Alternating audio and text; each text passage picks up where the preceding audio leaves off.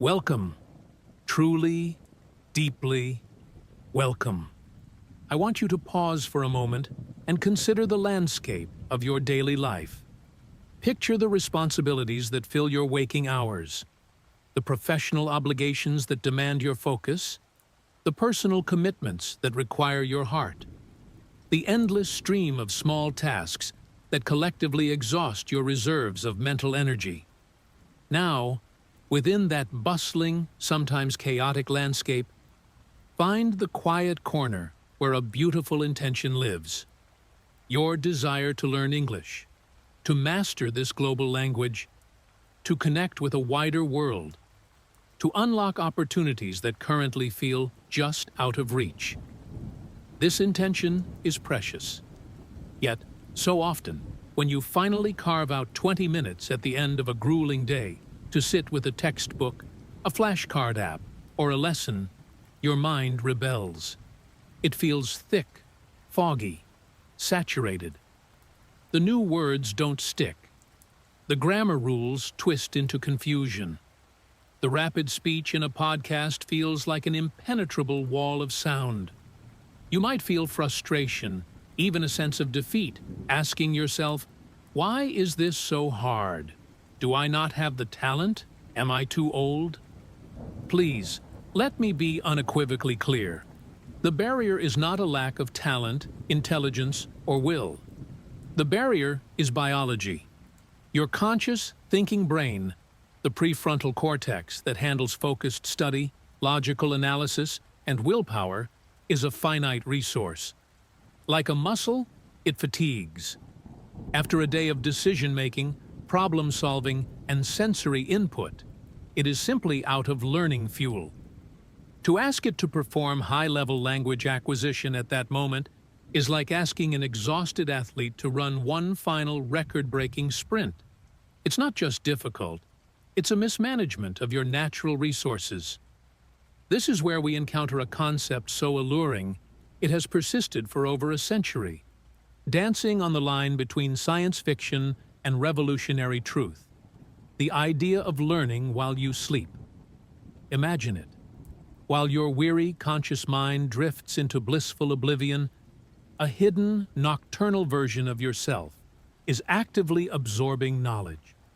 A French vocabulary word whispers into your ear, and, by morning, is permanently etched into your memory. A complex Spanish verb conjugation plays on a loop, and, when you wake, you can conjugate it instinctively. It is the ultimate dream of the busy, the tired, the overworked learner. Progress without effort. Acquisition without strain. Learning as passive as dreaming. This fantasy is powerful because it speaks directly to our deepest wish for a shortcut, a secret pathway that bypasses the struggle. It's the linguistic equivalent of a magic pill. And for generations, from the bizarre hypnopedia machines of the 1920s that promised to teach you through your pillow, to the cassette tapes sold in the dead of night on late-night television, to the thousands of YouTube videos and apps today with titles that shout, "Learn English subconsciously." This promise has been packaged and sold. It is surrounded by an aura of mystery and a whiff of skepticism. Serious science long dismissed it as pure pseudoscience, the domain of charlatans and wishful thinkers. But what if we stripped away the hyperbolic marketing and the outright fraud? What if, buried beneath the myth, there is a kernel of profound, life-changing neurological truth? What if your sleeping hours are not a void in your learning journey, but actually one of its most critical, active phases? The groundbreaking revelation of modern neuroscience is not that you can learn brand new complex information from a cold start in your sleep. You can't. The real revelation is that sleep is the master consolidator, the master organizer, and the master emotional regulator for everything you experience while awake. Think of your day as a busy, chaotic art studio. You spend your waking hours actively painting, gathering colors, new words, sketching outlines, grammar patterns, experimenting with techniques, trying to speak. The studio floor is littered with half-finished canvases, scattered brushes, and tubes of paint. Then, you sleep. This is not when you start a brand new masterpiece. This is when your brain's impeccable cleaning and curating crew comes in. They tidy the brushes, organize the paint tubes by color, move the most promising sketches to a prominent place on the wall, and even varnish the sections of the painting that are dry. By morning, the studio is not full of new art, but it is impeccably organized, primed, and ready for you to be exponentially more effective and creative in your work. In the context of language, this means that the English you consciously engage with during the day, the words you look up, the sentences you struggle to form, the conversations you listen to, is the raw material. Your sleep is when your brain decides what to keep, where to file it, and how to connect it to what you already know. It transforms fragile, short-term memories into robust, long-term knowledge.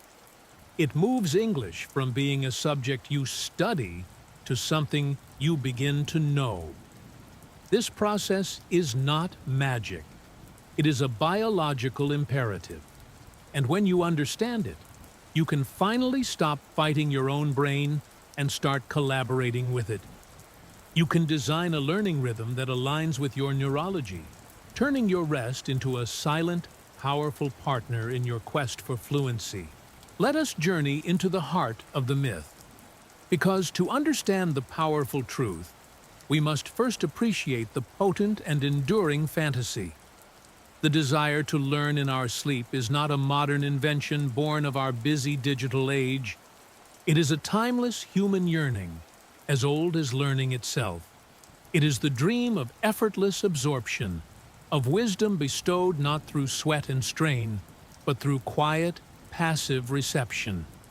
Throughout history, this idea has taken many forms. In ancient times, oracles and seekers would engage in incubation, sleeping in sacred temples, hoping for divine knowledge or healing to come through dreams. The concept that the sleeping mind was a gateway to a different kind of knowing has always been with us. This yearning crystallized into a more technological fantasy in the 20th century. Enter the era of hypnopedia, a portmanteau of the Greek words for sleep and learning. The 1920s through the 1950s saw a boom of interest, fueled by early behavioral psychology and a fascination with the power of the subconscious. Inventors patented bizarre, often comical-looking devices, bulky headgear with speakers meant to be worn to bed, phonographs with timers designed to play lessons in the dead of night, even bizarre pillow speakers that promise to whisper knowledge directly into your sleeping ear.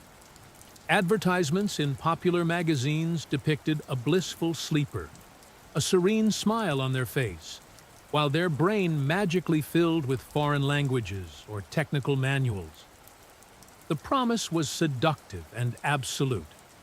You could become a polished linguist, a master of mathematics, or a walking encyclopedia, all without any conscious effort. It was the ultimate self-improvement hack for the ambitious mid-century mind. However, as the initial hype collided with the rigorous scientific method, a great disillusionment set in.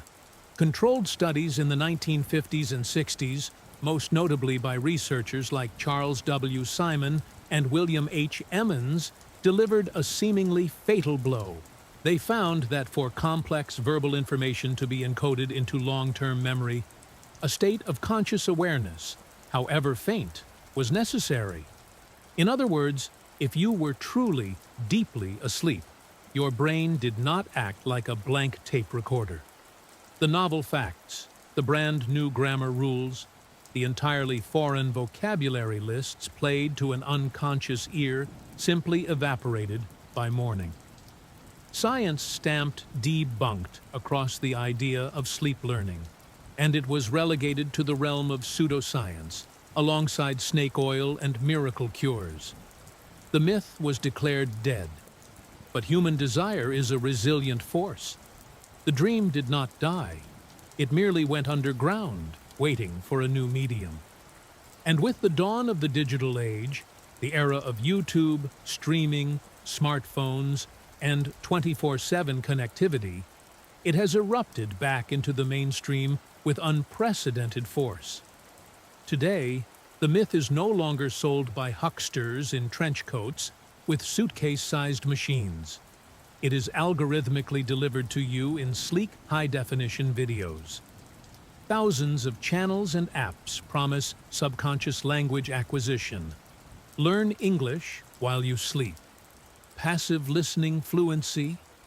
The packaging is modern, often accompanied by calming binaural beats and serene animations, but the core promise is the century-old fantasy that you can bypass the hard work. This modern incarnation preys on the same beautiful human vulnerability: our lack of time, our exhaustion, and our deep, sincere desire to improve ourselves against all odds. This is the critical crossroads where you, the intelligent learner, stand today.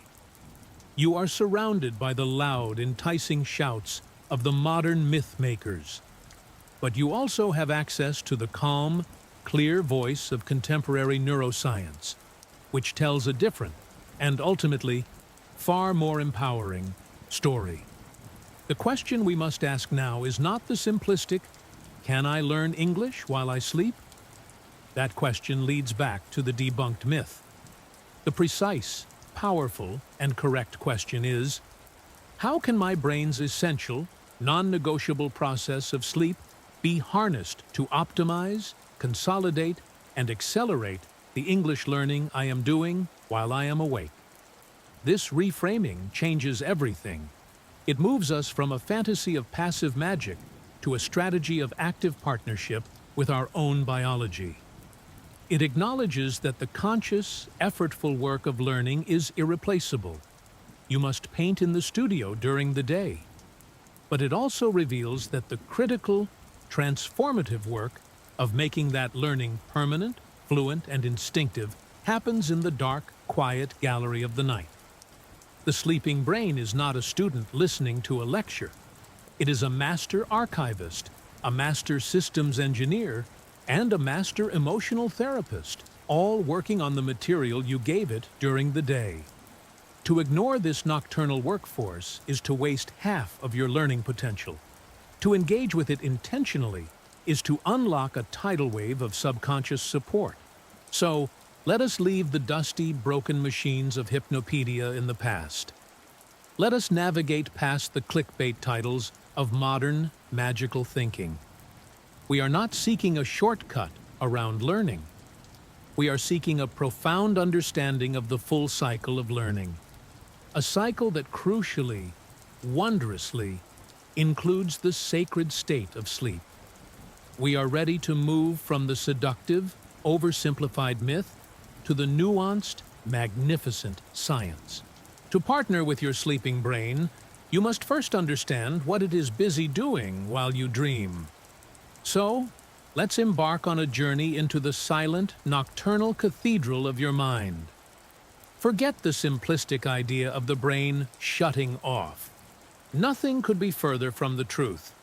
When you sleep, your brain engages in a series of profound, essential operations. A kind of deep world maintenance and architectural reorganization that is the absolute bedrock of learning, memory, and mental health. To illustrate this, I want you to imagine the most sophisticated, bustling city you can think of. During your waking day, your brain is that city in peak rush hour. Sensory information is traffic streaming in through the eyes, ears, and skin. Thoughts are pedestrians crossing every street. Emotions are weather systems sweeping through skyscrapers. Decisions are traffic lights flashing constantly. It's vibrant, chaotic, and productive, but it's also messy.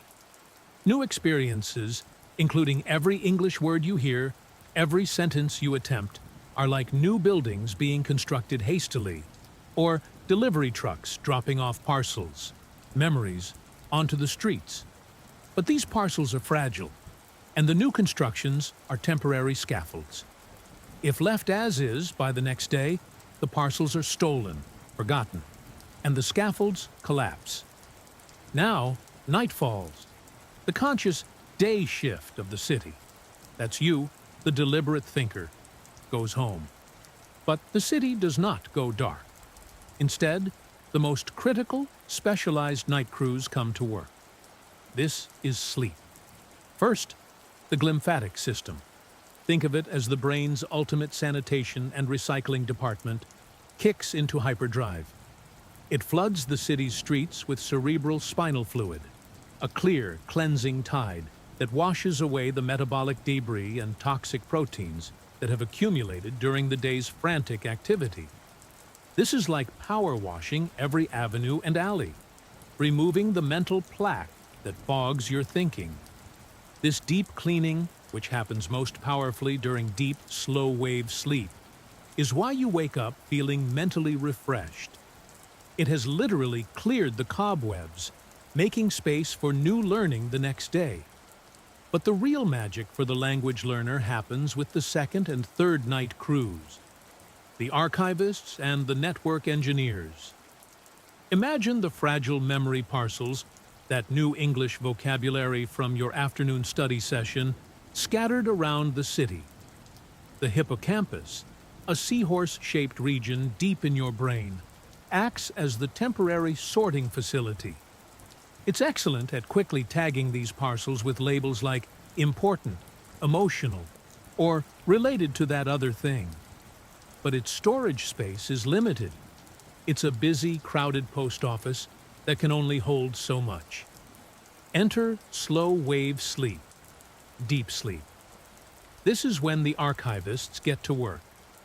They carefully take the most important, recently received parcels from the hippocampus and transport them to their permanent, secure vaults in the neocortex, the vast, folded outer layer of your brain responsible for long-term storage, language, and complex thought.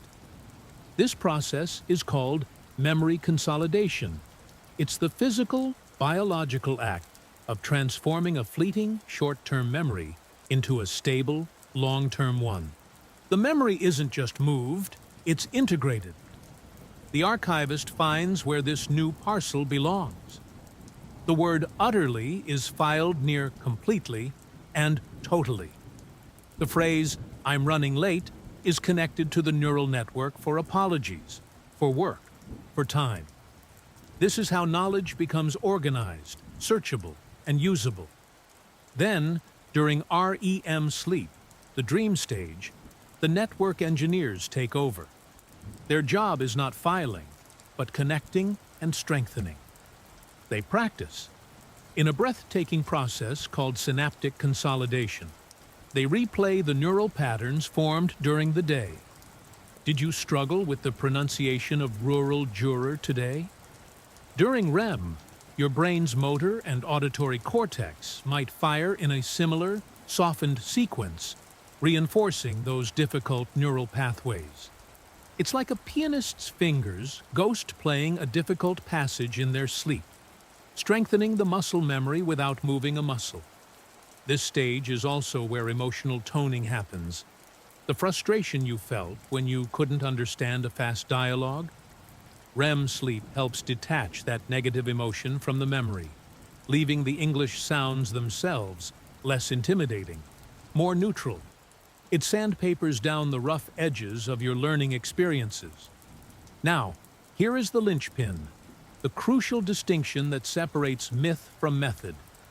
Your sleeping brain is phenomenal at consolidating and reinforcing information it has already encountered.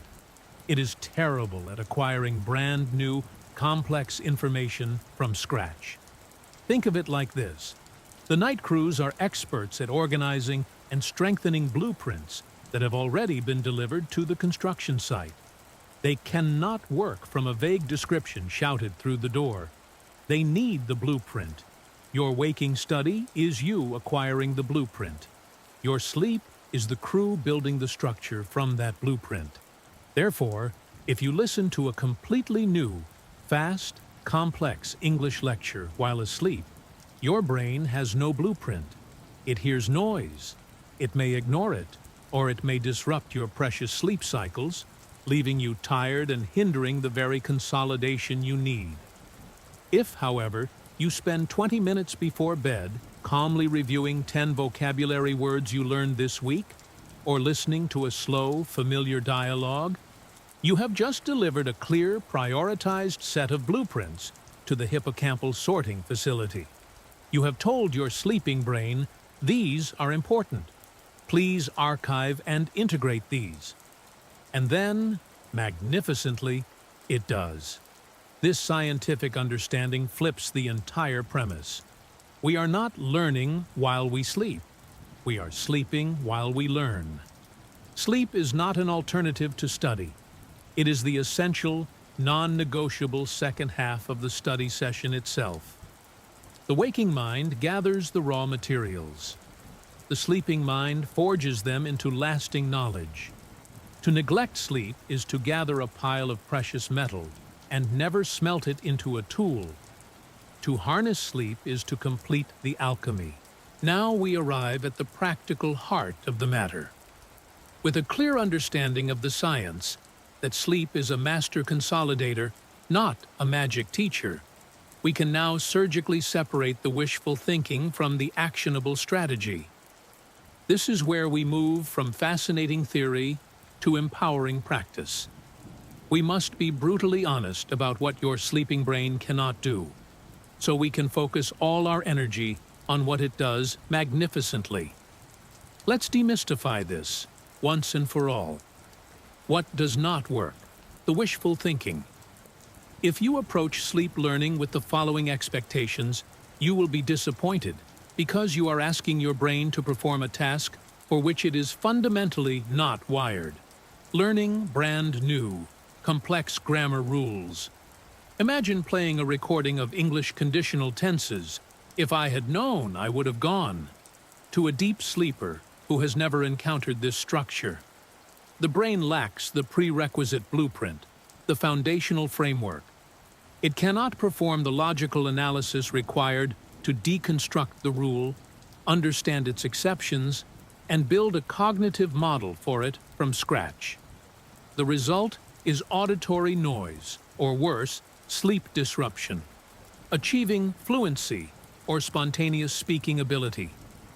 Fluency is a complex dance of vocabulary recall, grammatical assembly, motor planning for pronunciation, and social cognition happening in real time.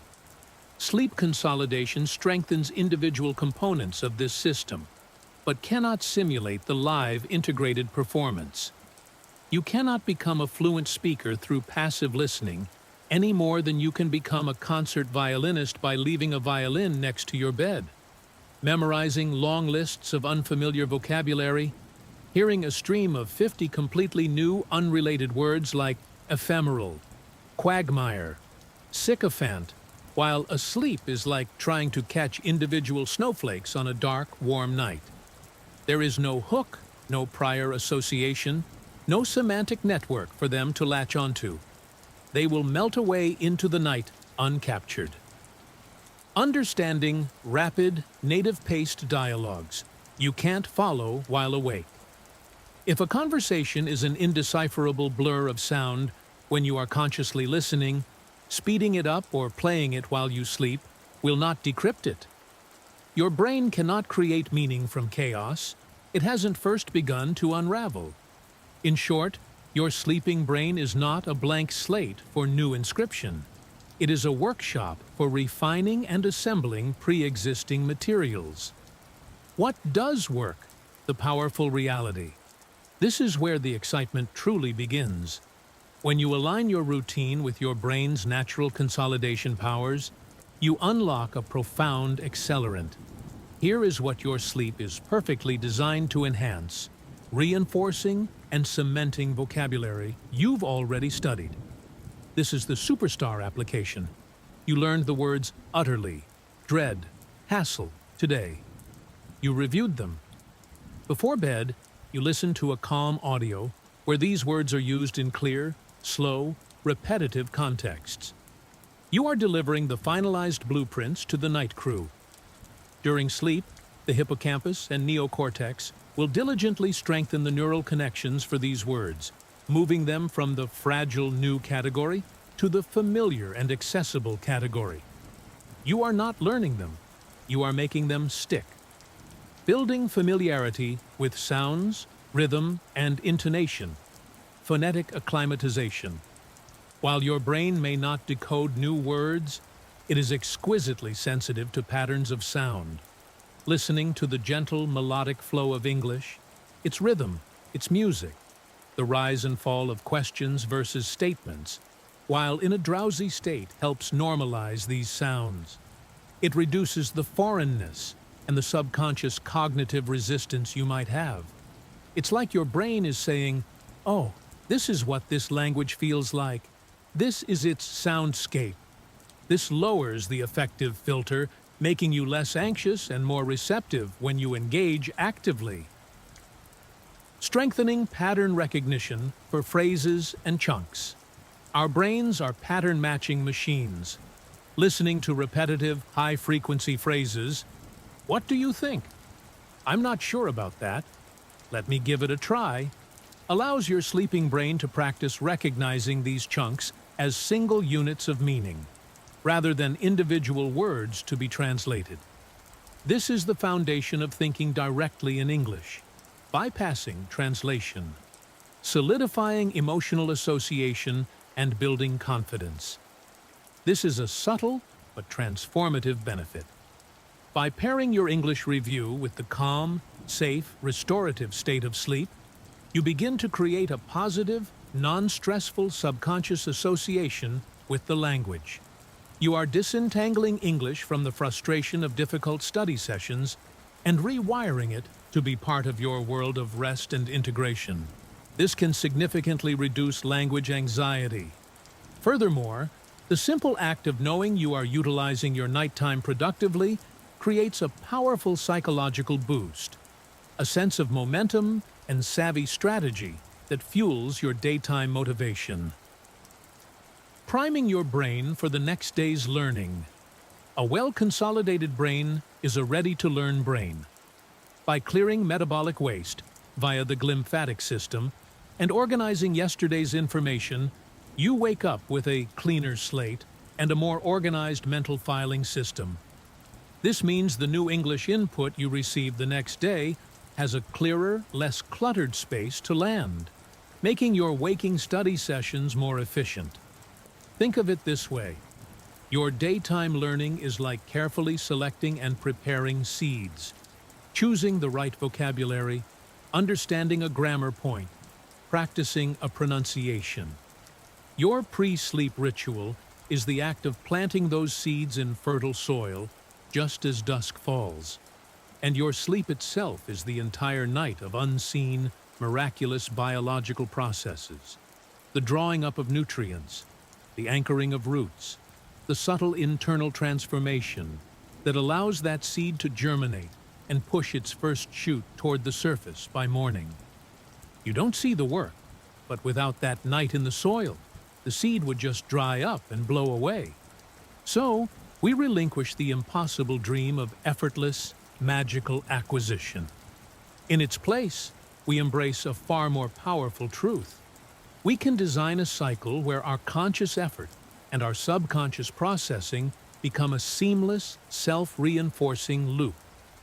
We can create a virtuous cycle of learning, engage purposefully while awake, deliver curated material at the gate of sleep, allow the brain to consolidate and integrate, wake with greater familiarity and readiness, engage with more confidence and less friction the next day. This is not a shortcut, it is a symphony, and you are about to learn how to be the conductor. Now, we bridge the gap between theory and transformation. Understanding the science is empowering, but it is in the consistent, gentle application that your life as a language learner changes. This is your practical blueprint, your nightly ritual to partner with the silent, powerful workforce within your own mind. We will build this ritual step by step, with clear intention. Think of it not as adding more study to your day, but as adding profound intelligence to your rest. The practical method: your nightly integration ritual. Phase 1. Preparation, the evening wind down 60 to 30 minutes before bed. This phase is about transitioning your entire system, body and mind, from the state of chaotic daytime acquisition to the state of calm, receptive integration. You are preparing the construction site for the night cruise. Digital sunset. Aim to put away screens, phone, computer, TV, at least 60 minutes before you intend to sleep. The harsh blue light suppresses melatonin, the hormone that signals sleep, and the scrolling, stimulating content keeps your brain in that frantic city traffic mode. This is non-negotiable for quality sleep and, by extension, quality consolidation. Calm the conscious mind. Engage in a low-stimulation activity. This could be light reading in your native language, gentle stretching, listening to calm music without words, or jotting down thoughts in a journal to clear brain clutter. The goal is to lower the volume of your internal monologue. The curated selection. During this wind-down period, choose your audio for the night. This is a critical act of curation. You are not looking for new, challenging material. You are looking for familiar, comprehensible, and soothing English. This is your night seed package. Options include a dialogue or narrative you've already listened to during the day, the one from your lesson, the podcast you listened to on your commute, now replayed at a slower speed if possible, a specifically designed sleep-learn audio, like the example script provided, which is perfect.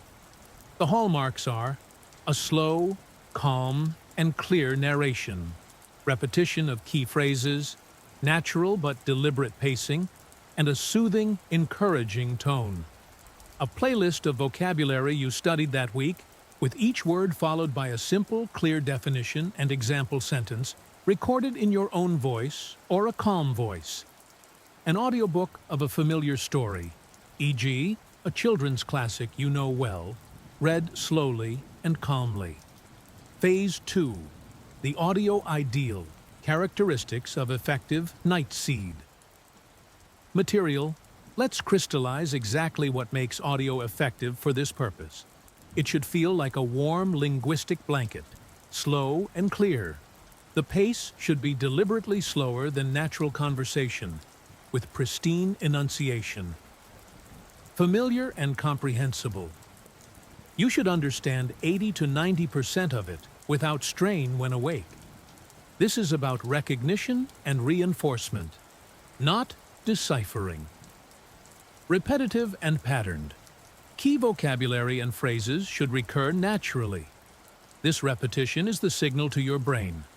This pattern is important. Strengthen these connections. Calm and soothing. The speaker's tone should be warm, authoritative, and relaxing, like a guide, not a lecturer. Background music, if any, should be ambient and non-intrusive. Context, rich. Words and phrases should be embedded in short, clear sentences or mini-dialogues, providing subconscious context for meaning. Phase 3. The ritual sequence. From waking to sleeping. This is the sacred sequence. Precision here builds a powerful Pavlovian response, signaling to your mind that it's time to switch modes. Get into bed, settle physically, turn off the lights, get into your sleeping position. Take 3 deep, slow breaths, feeling your body sink into the mattress. The physical act of preparing for sleep is the first cue. Start your chosen audio. Begin playing your curated audio. Use a sleep timer. Set it for 30 to 90 minutes, enough time for you to drift off while it plays. The audio should not play all night, as this can fragment sleep during later cycles. The mindset of passive reception.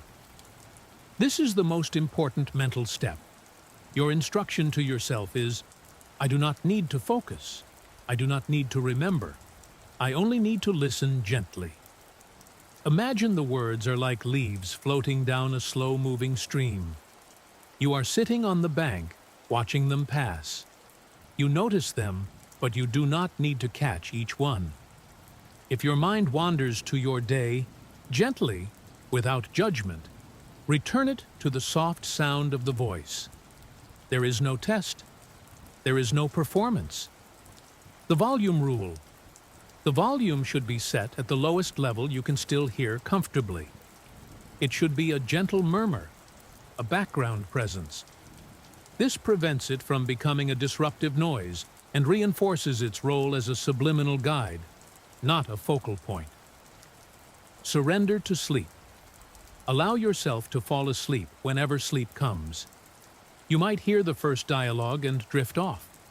You might make it to the vocabulary review. It does not matter. The moment you transition from drowsy listening to unconsciousness is the perfect moment. You have successfully delivered the curated night seeds to the threshold of your sleeping mind. Phase 4. Integration with the day, closing the virtuous circle. This ritual is not an island. It is the bridge between today's learning and tomorrow's potential. To make it explode with effectiveness, create a simple link to your daytime study. The night seed notion. At the end of your daytime English session, maybe during your evening wind-down, identify 3 to 5 key words, 1 to 2 useful phrases, or a 30-second snippet of audio that you found challenging but interesting. These are your night seeds. Write them down. They become the priority material for your pre-sleep listening. You might even record yourself saying them slowly into your phone to listen to later. This creates a powerful personal connection. This is what I worked on today. This is what I am integrating tonight. Addressing common pitfalls and solutions. I get too focused and try to understand every word. Solution. Remind yourself of the leaves on a stream metaphor. The goal is exposure, not comprehension. Practice letting go. The audio keeps me awake. I find it annoying. Solution. The volume is likely too high, the content too new or fast, or the voice not calming enough. Recure it. Softer volume, more familiar content, a different voice. I fall asleep too fast and feel I didn't get anything. Solution. Congratulations. This is the ideal outcome. Falling asleep quickly means your brain accepted the signal and moved into its work cycle. The brief period of drowsy listening was sufficient. The goal is sleep-assisted consolidation, not prolonged listening. I don't notice any difference in the morning. Solution. The benefits are often subconscious and cumulative. You are building familiarity and neural strength, not instant recall. Trust the process for at least 2 weeks. Then, notice if the words you've used as night seeds feel easier to recall during the day, or if the sound of English feels slightly less foreign. This ritual is your act of faith in your own biology. You are no longer just a student of English. You are a conductor, a curator, and a gardener for your own mind. You do the conscious work of planting by day, and you create the perfect, serene conditions for growth by night. And so, we arrive here, at the threshold of night and day, effort and rest, struggle and flow. Let's crystallize what this is truly all about. This journey is not about hacking your brain or tricking it into fluency. It is about returning to a natural rhythm, the most fundamental rhythm of human learning. For centuries, across cultures, learning was followed by integration. The apprentice would watch the master by day, then sleep on the knowledge. The student would hear the lesson, then reflect in silence. We have, in our modern rush, forgotten this essential pause. We try to cram, to force, to push through exhaustion. and then wonder why our foundations feel so shaky. What you are holding now is an invitation to reclaim that rhythm, to honor both phases of the cycle, the conscious gathering and the subconscious weaving. The real, tangible benefit of this practice is not that you will wake up fluent. The benefit is that you will wake up more familiar. You will wake up with the sounds of English, feeling a little less alien, a little more like a recognized melody. You will find that the vocabulary you gently reviewed last night surfaces with less struggle during today's conversation. You will experience a subtle but powerful reduction in that gut-clenching anxiety when you hear rapid speech, because your brain has been acclimatizing to the music of the language in its most receptive state. This is the gift: confidence through familiarity. You are not adding more bricks to a wall you're desperately trying to climb. You are gradually turning the wall into a path, one you walk with increasing ease. Therefore, my call to action for you is not a demand for a dramatic, overwhelming change. It is an invitation to a simple, profound beginning. Start tonight, but start impossibly small. Do not try to craft the perfect 3-hour ritual. Do not overhaul your entire life. This very night, I want you to do just one thing. 5 minutes. That's all. 5 minutes before you close your eyes. Find one piece of English you encountered today. It could be 3 words from a text message. It could be 1 sentence from a show. It could be the very dialogue you listened to earlier. Sit with it for 5 minutes. Read it slowly. Say it softly to yourself. Hear it in your mind. Then, as you lie in the dark, let that fragment be your night seed. Play it once in your memory. Hear the rhythm of it. And then, let it go.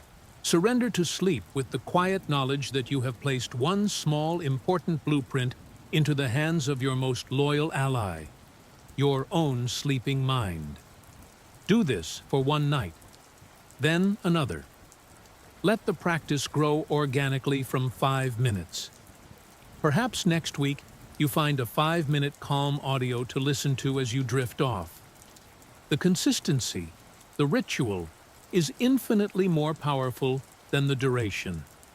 You are building a neural pathway of association between rest and English, between calm and acquisition. You have the science, you have the method, you have the permission to stop fighting your own nature. The path to fluency is not paved with exhausting, grueling marathons of cramming. It is paved with intelligent, consistent, daily steps.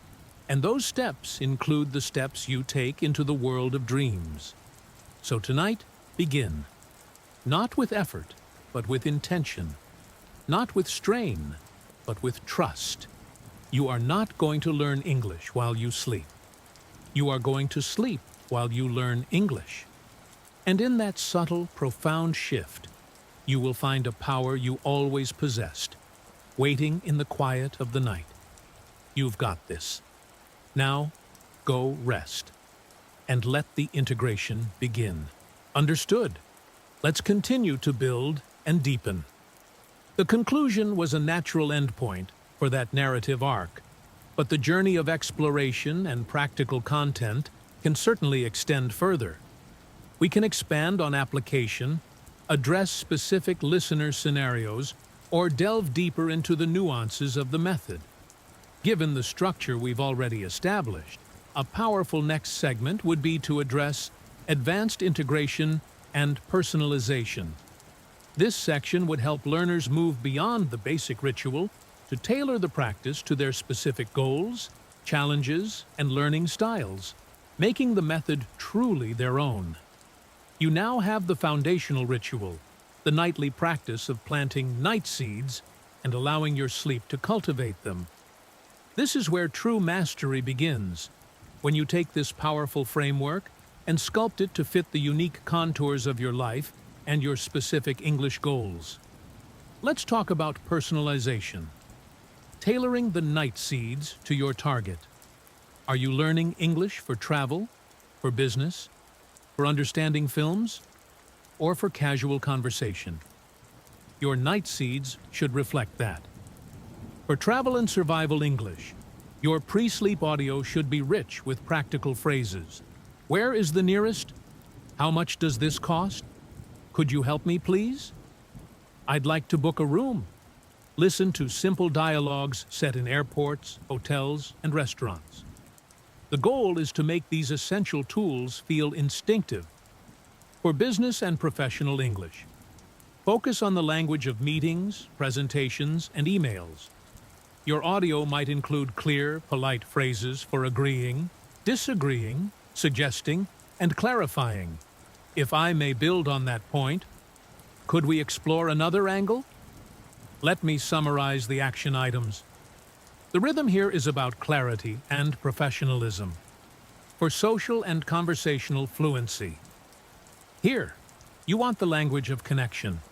Seek out dialogues full of common interjections, phrasal verbs, and informal phrasing. No way! It totally slipped my mind. What have you been up to? That's a tough one. The focus is on the natural, sometimes non-standard flow of friendly talk. For accent familiarization and pronunciation.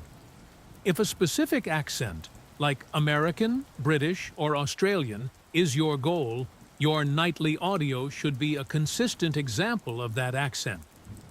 The repetitive, drowsy state listening helps your brain's phonetic circuitry adjust to its specific sounds and melodies more readily than stressful, focused practice alone. Addressing specific challenges through sleep integration. Is there a particular hurdle that frustrates you? Use the night to gently, persistently work around it. Challenge. I freeze during conversations. Your night seed is confidence-building affirmations mixed with simple Q&A patterns.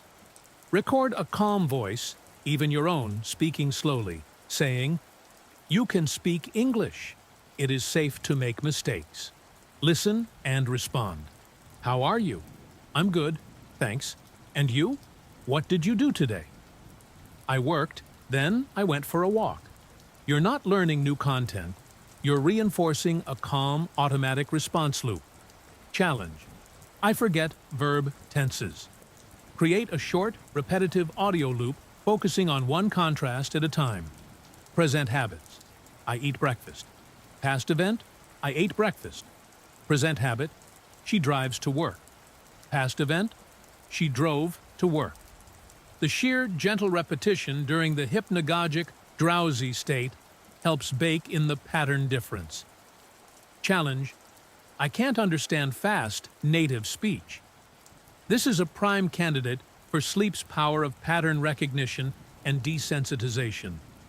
Take a 30-second clip of native speech from a show or podcast. First, listen to it slowly during the day, understanding every word. Then, listen to it at normal speed repeatedly.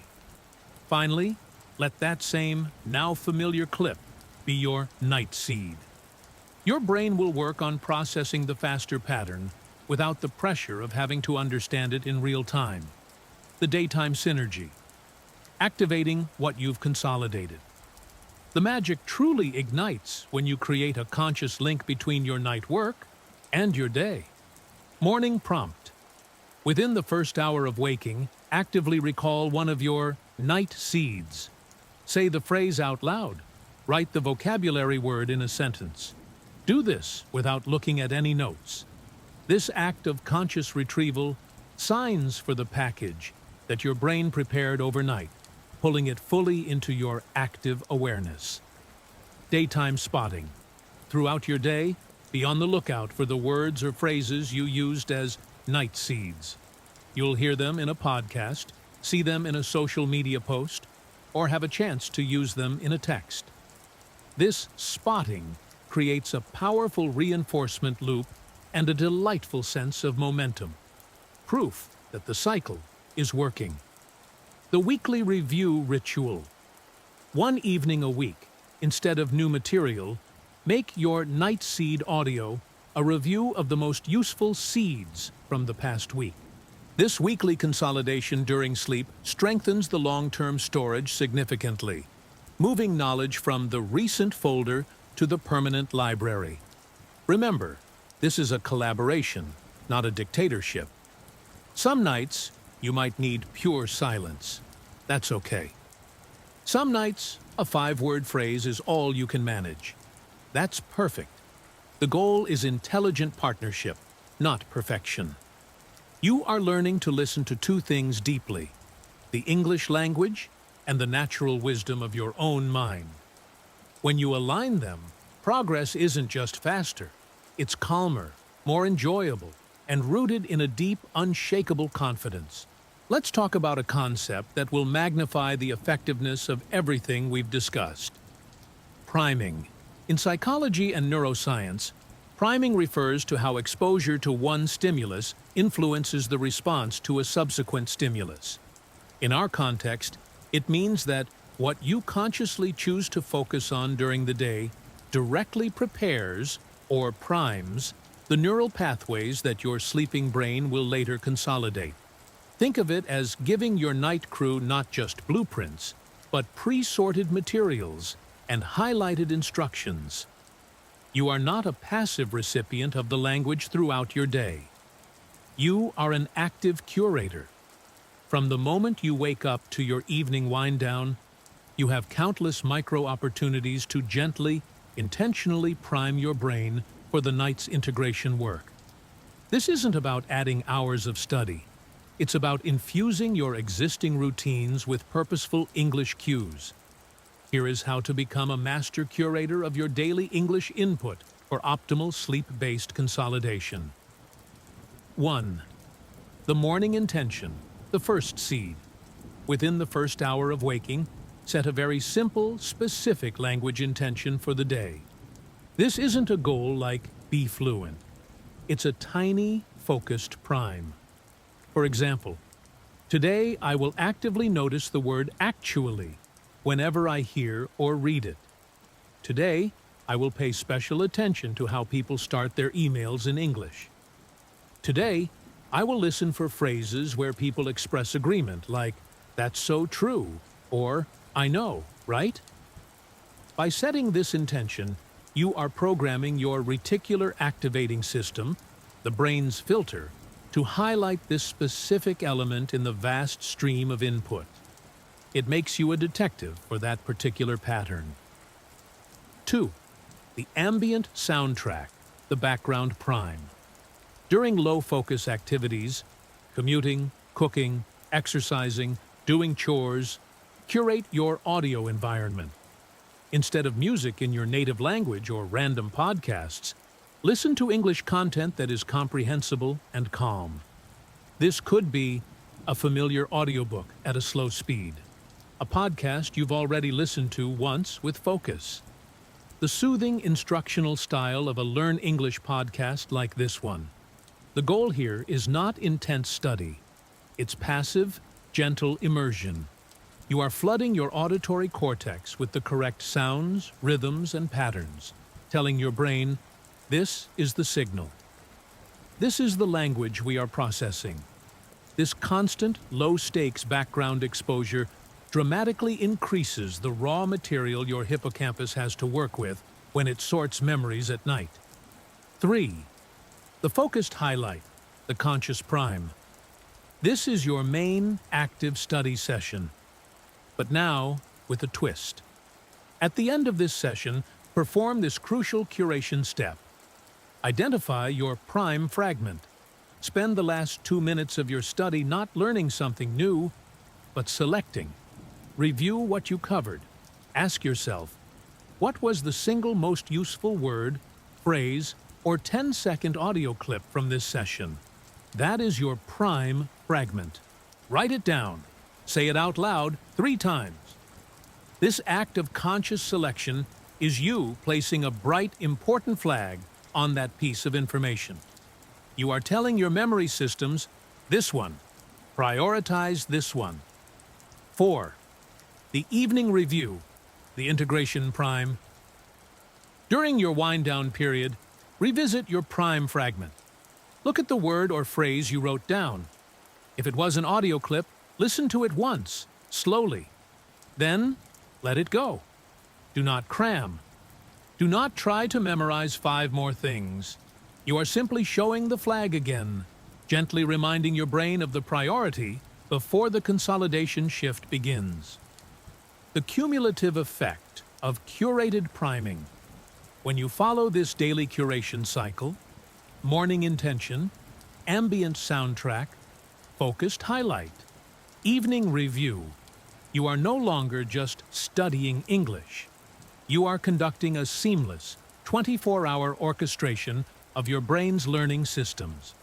Your morning intention sets the filter. Your ambient soundtrack provides the rich soil of general input. Your focused highlight plants the specific seed. Your evening review waters that seed just before nightfall. Your sleep then provides the darkness and nutrients for it to take root. This method ensures that when you enter your pre-sleep listening ritual, you are not introducing foreign, random material. You are reinforcing patterns that your brain has already been gently primed to recognize and value throughout the entire day. The night seed audio now feels familiar because you have spent the day in subtle, consistent communion with the language. The sense of struggle dissipates. The process becomes organic, intelligent, and deeply aligned with how your neurobiology is designed to operate. You are moving from being a student who fights to remember to a curator who guides the natural process of remembering. This shift in identity, from struggler to strategic partner with your own mind, is where true, lasting confidence is born. Excellent. Let's continue our deep exploration. We've built a powerful framework that synergizes conscious curation with subconscious consolidation. But even the most elegant system meets the friction of real life. Motivation wanes. Busy schedules intrude. That critical voice of doubt whispers, "Is this really working?" So, let's address the engine that keeps this entire virtuous cycle in motion. Sustained motivation and the art of recognizing progress. This isn't about sheer willpower. It's about designing a system that generates its own evidence of success, creating a self-reinforcing loop of belief and action. The motivation challenge, from grand goals to micro-moments language, learning is a marathon, not a sprint. Looking at the distant finish line, fluency, can be paralyzing. The key to sustained motivation is to dismantle that monolithic goal and replace it with a daily practice of seeking and celebrating micro-evidence. You must become a detective of your own progress, trained to spot clues so subtle that the untrained eye or mind would miss them. Forget measuring progress by, "I can now hold a 30-minute conversation." That's an outcome, not a daily measure. Instead, train yourself to look for these micro-signs. The recognition prime. You hear a word in your ambient soundtrack that was your prime fragment 2 days ago. Before, it was just sound. Now, you recognize it. A tiny neural pathway has been solidified. That is progress. The reduced lag, you're reading a social media post in English. Last week, you'd need to stop and look up a word. This week, you realize you just understood it from context. The translation step is fading. That is progress. The anticipatory ear. You're watching a show with subtitles. You hear the start of a phrase you've heard in your sleep audio, and you anticipate the end of the sentence before the subtitle appears. Your brain is predicting patterns. That is progress. The diminished anxiety. You click on an English language video. A month ago, a rush of, "This is too hard," would flood you. Now, you feel a neutral curiosity, or even a mild, "Let's see what this is about." The emotional charge is lessening. This is profound progress. The automatic retrieval. You're writing a message. and the perfect word, a word you planted as a night seed, pops into your head without you racking your brain. It feels available. That is the system working. Your new most important daily task is to log one piece of micro-evidence. Keep a simple note on your phone or in a notebook. Just one sentence. Noticed actually used 3 times in podcast. Understood the cashier's question without panic. Felt the rhythm of that sentence was familiar. This practice does 2 revolutionary things. 1. It proves to your conscious mind that the work is yielding results. 2. It proves to your conscious mind that the work is yielding results. And 2.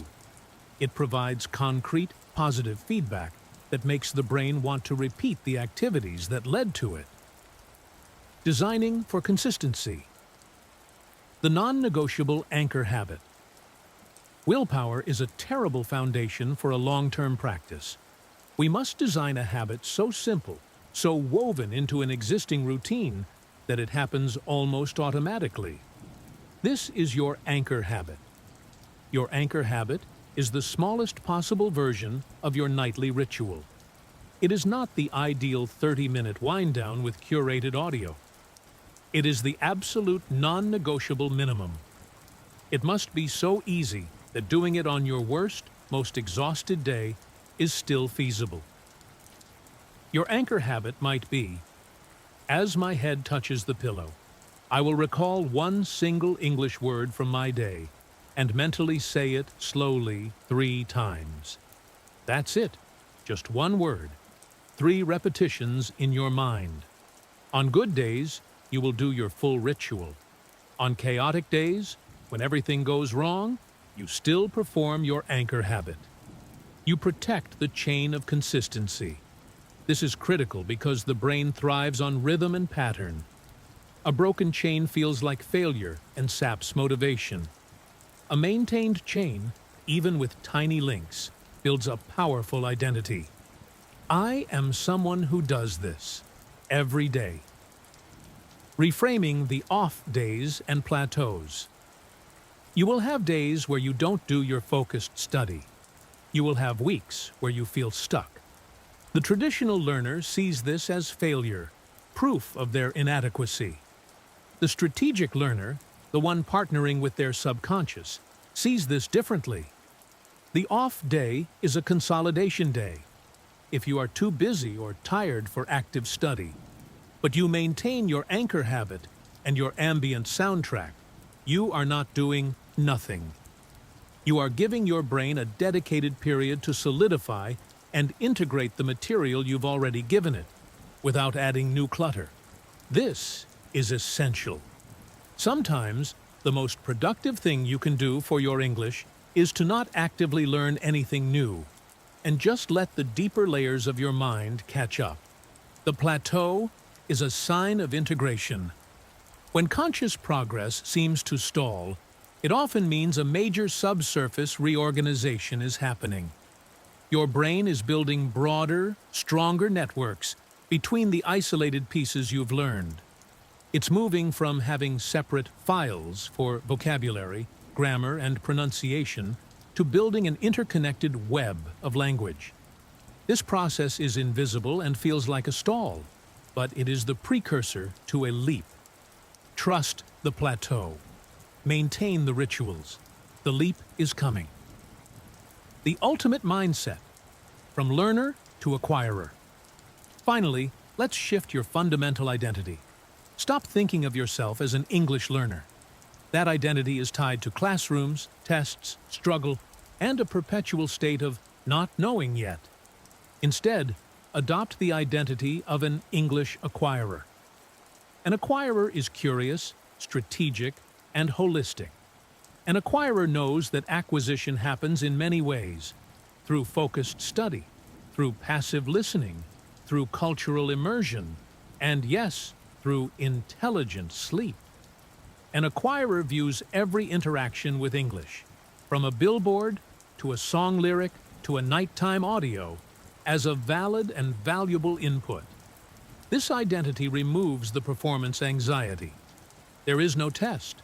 There is only the ongoing, lifelong process of acquisition, of making this beautiful language a more and more natural part of your internal world. So, when doubt whispers, answer it not with grand promises, but with the quiet evidence of your micro-progress. When exhaustion hits, honor it with your tiny, unbreakable anchor habit. And every night, as you perform your ritual, do so with the quiet confidence of an acquirer. You are not just studying, you are orchestrating a profound biological collaboration. You are tending a garden. The growth is assured. Your job is simply to provide the consistent conditions. Let's venture even deeper. We've built a powerful cycle of conscious priming and subconscious consolidation, focused primarily on the auditory channel. But language is not just sound. It is movement. It is image. It is feeling.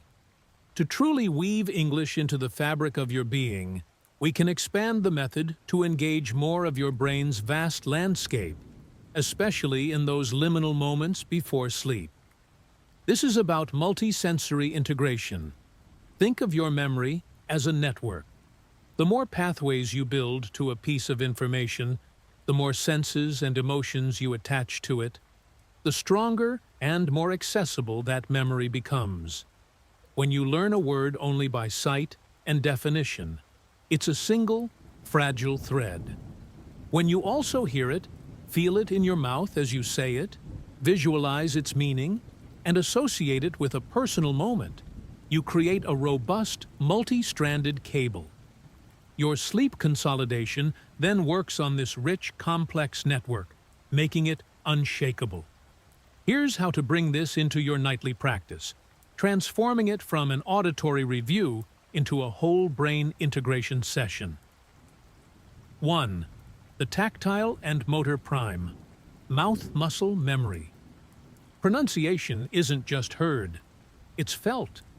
It's a physical skill. Before bed, engage in what I call deliberate, slow-motion speech.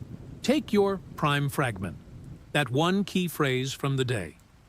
Instead of just reviewing it mentally, say it out loud, but in extreme slow motion. Feel every muscle in your lips, tongue, and jaw. Exaggerate the movements. For the th sound, feel your tongue touch your teeth. For the R sound, feel the slight pull in the back of your throat. Do this 2 to 3 times, whispering slowly. You are not practicing for speed or volume. You are creating a strong, clean kinesthetic blueprint, a physical memory of how it feels to produce that English sound pattern. When your brain replays motor sequences during REM sleep, it will have this clear, exaggerated physical memory to strengthen. 2. The visual and spatial prime. The mind's eye theater. Your visual cortex is a powerhouse for memory. Harness it. As you lie in the dark with your audio playing, or as you recall your prime fragment, don't just hear the words, see them. Imagine the scene from the dialogue. If the phrase is, "I'm coming down with something," visualize yourself feeling that first tickle in your throat, the slight heaviness in your head.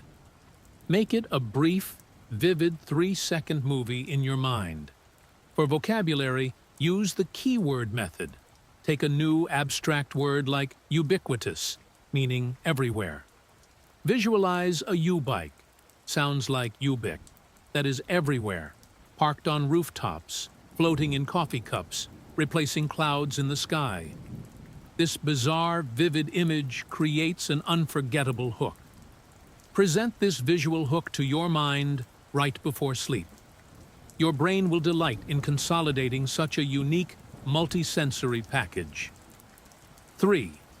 The emotional and somatic prime. The state-dependent anchor. Memory is state-dependent. We recall information better when we are in a similar physical or emotional state to when we learned it. You can use this to your advantage by creating a calm and curious anchor state. Consciously cultivate a specific, repeatable physical and emotional feeling during your pre-sleep ritual. It could be the feeling of the blanket's weight, a specific deep breathing pattern. Inhale for 4, hold for 4, exhale for 6, or the faint scent of a pillow spray. As you do this, engage with your English material. The goal is to pair the neural activity of language processing with this specific state of calm, safe, curious receptivity. Over time, entering this physical state, the deep breath, the cozy position, will subtly cue your brain to become receptive to English.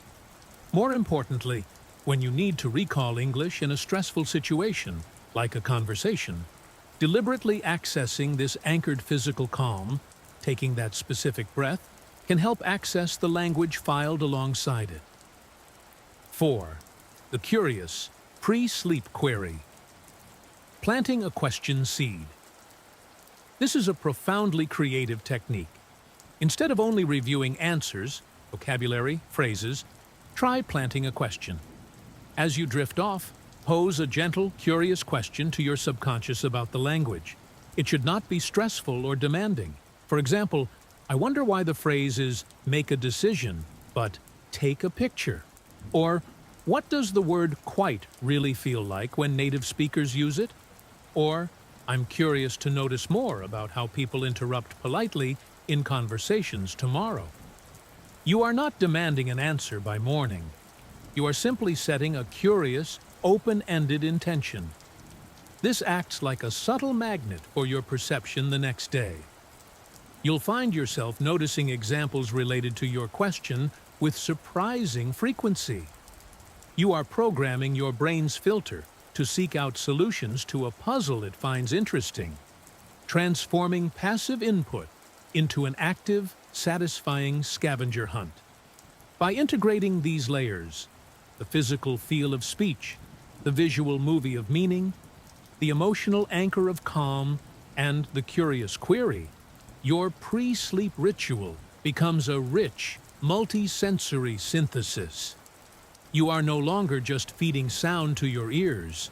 You are giving your sleeping brain a complete immersive experience to process. A feeling, a picture, a state of being, and a puzzle, all wrapped around the core language. This is learning in the dark, in the truest sense. You are using the quietude not for absence, but for a deeper kind of presence, one that engages senses beyond sight, in a realm where the brain is free to connect dots in the most astonishing ways. You are learning not just with your mind, but with your whole self. Let's take this integration a step further, into the very movement of your body. We've engaged the ears, the mind's eye, and the emotional state. Now, we connect language to kinesthetic intelligence, the knowledge and memory that resides in your muscles and movements. This is a frontier often overlooked in language learning, yet it is astonishingly powerful, especially when leveraged during the pre-sleep window, when the brain is highly receptive to forming new sensory associations. Consider this: when you tie a shoelace, you don't consciously recall a sequence of instructions. Your fingers know.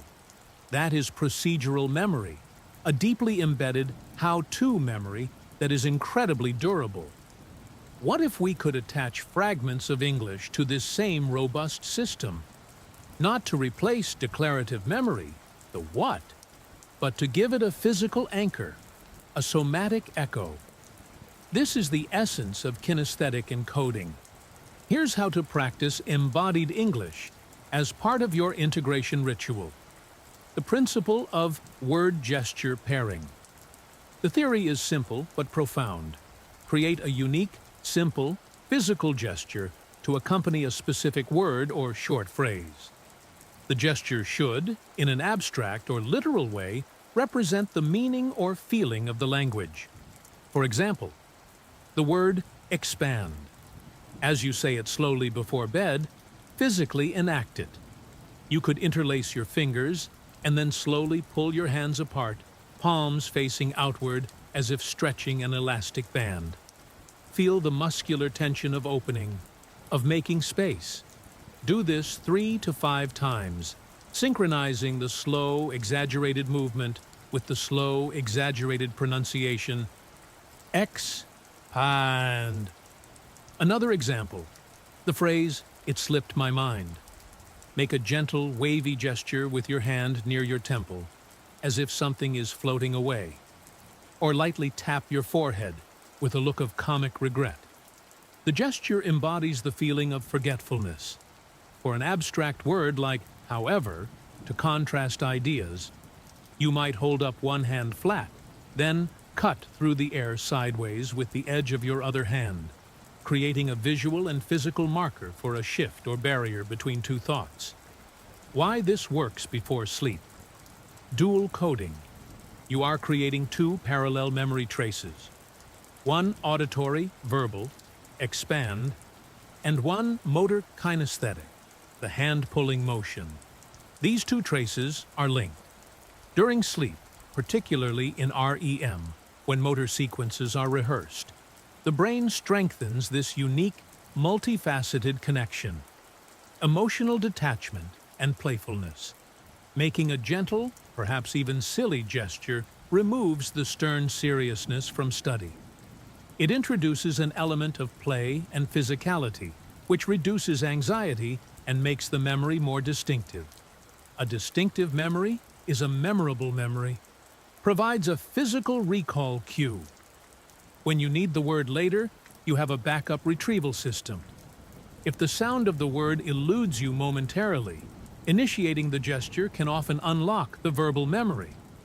The body leads the mind back to the word. The pre-sleep embodied review. Ritual. In your 5 to 10 minutes of pre-sleep calm, integrate this physically. Select your 1 to 3 prime fragments for the day. For each, either lying down or sitting comfortably, create or recall its paired gesture. Perform it slowly, with intention, 3 times. Whisper the word, phrase in sync with the movement. As you finish, let your body relax completely. Close your eyes and simply imagine doing the gesture while hearing the word. This mental rehearsal is nearly as powerful for the brain as the physical act. Surrender to sleep, having given your brain a package that includes a motor instruction manual alongside the word. Beyond gestures, the memory palettes. Walk for more complex information, like a sequence of events in a story you listen to, or the steps in a process.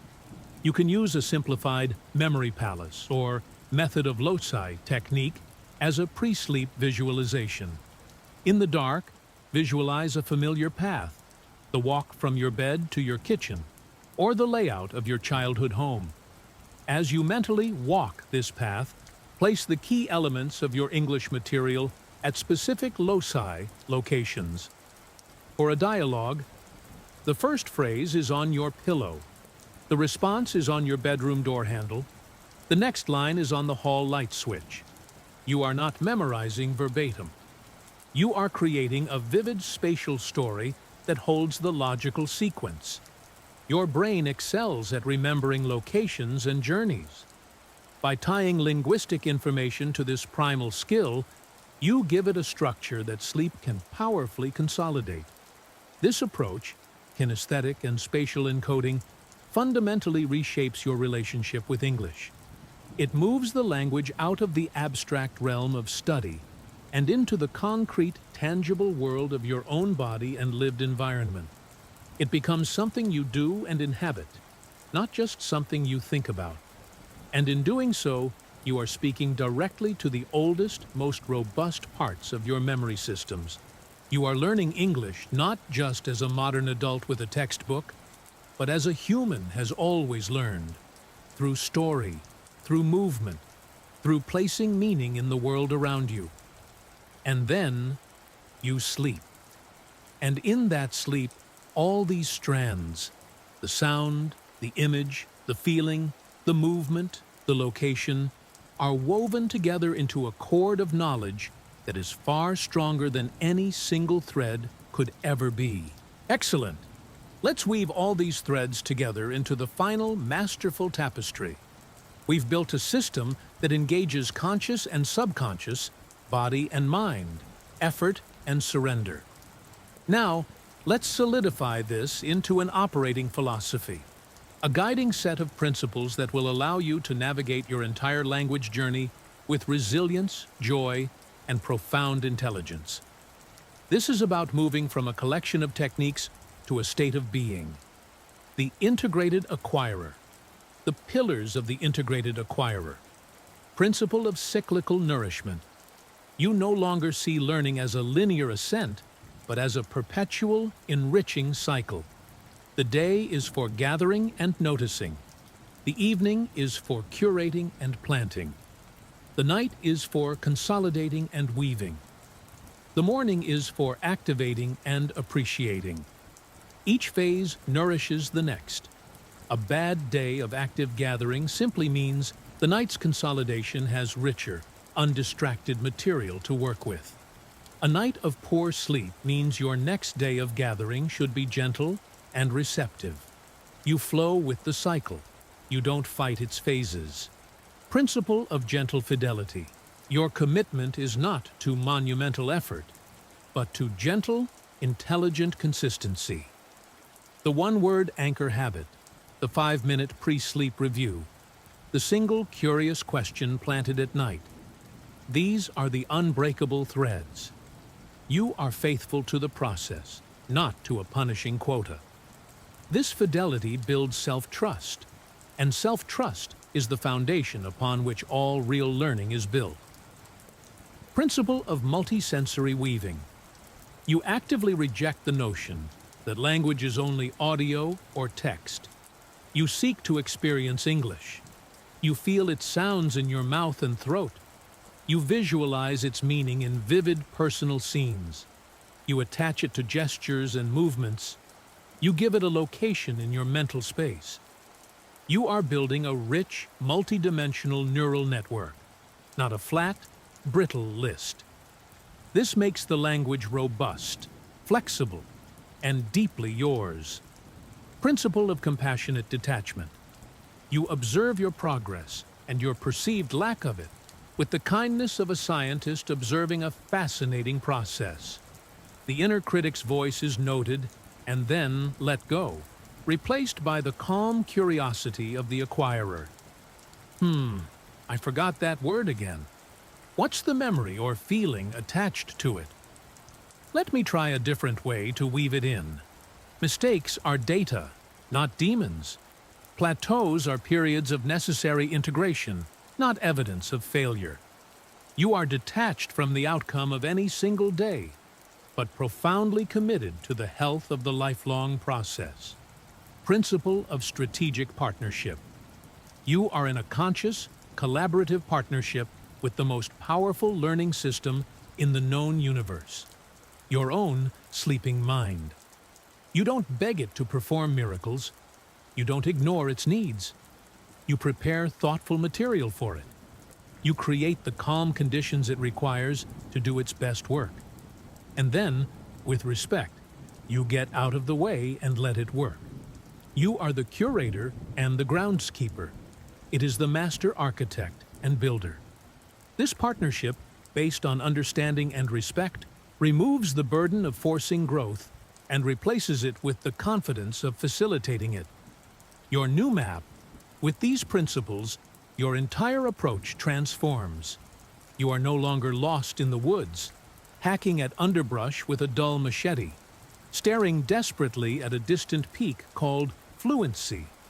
You are now a skilled navigator in a living ecosystem. You have a map that shows the cycles, the streams of daily input, the clearings of focused practice, the fertile soil of the pre-sleep state, the deep, transformative caves of sleep. You know how to nourish yourself from this ecosystem. You know when to gather, when to plant, when to rest, and when to harvest the growing familiarity. The peak is still there, but you are no longer staring at it in despair. You are walking a beautiful, winding path through the terrain, learning its secrets, knowing that each step, each cycle of day and night is inherently moving you forward. The journey itself becomes the source of strength, not just a means to an end. So, begin tonight. But begin as the integrated acquirer, not with effort, but with intention, not with strain, but with a strategic whisper to your own boundless potential. You are ready. Let's move into the realm of application with crystal clarity. You have the philosophy, the science, the methods. Now, let's translate this into an unambiguous, step-by-step blueprint for your first week. This is your initiation into the cycle. We will strip away all theory and leave only the essential executable actions. Follow this not as a rigid law, but as a guided tour into your new rhythm. Your 7-night initiation, the integration blueprint. Night 1 and 2, the foundation of listening. Daytime prime, 5 minutes. Choose one English song you like. Read the lyrics slowly. Understand their meaning. Evening. Wind down. No screens. 30 minutes before bed. Read something light in your native language. Pre-sleep ritual. 10 minutes. Lie in darkness. Listen to that same song, but as an instrumental version, or a slow acoustic cover if possible. Focus only on the melody where the words would be. Your brain will subtly fill in the gaps. Anchor habit. As the last note fades, mentally say one word from the song that resonated with you. Intention, you are not learning. You are associating English with the state of calm, artistic appreciation. Night 3 and 4. Introducing the Seed Daytime Prime, 5 minutes. In your normal day, actively listen for one common English word you already know. E.g., hello, thank you, because. When you hear it or see it, nod internally. I see you. Evening wind down. Light stretching. Think about your day. Pre-sleep ritual, 10 minutes. In bed, recall that word. Say it in your mind with 3 different emotions. Say it gratefully. Thank you. Say it curiously.